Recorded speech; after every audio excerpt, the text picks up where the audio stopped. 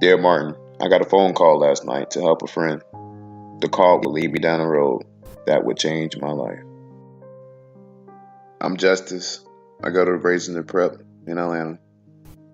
I'm set to go to an Ivy League school next year, but none of that matters to the police officer that put me in handcuffs.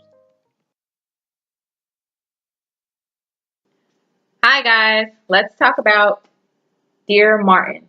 It's an amazing book by author Nick Stone. It takes place in the suburbs outside of Atlanta, where 17-year-old Justice and his best friend Manny attend a predominantly white private prep school. Now, while both boys are African American, they come from two totally different worlds. You have Justice on one hand, who was raised by a single mother and comes from a rough neighborhood.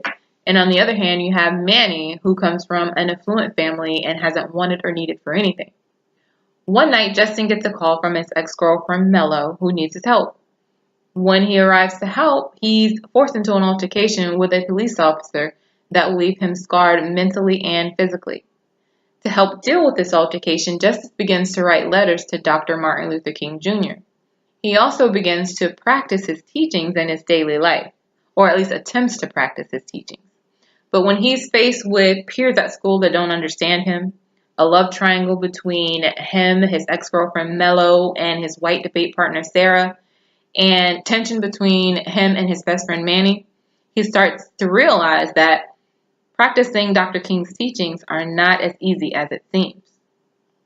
Throughout this book, Justice is tested by white peers at his school, old peers from his old neighborhood, character assassination, and even death. So you want to know, will Dr. King's teachings help Justice to overcome these tests that he's facing? You'll find out when you read Dear Martin.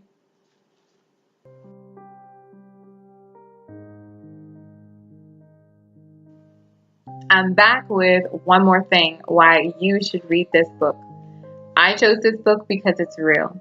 It's based off real life events that are happening right now or recently.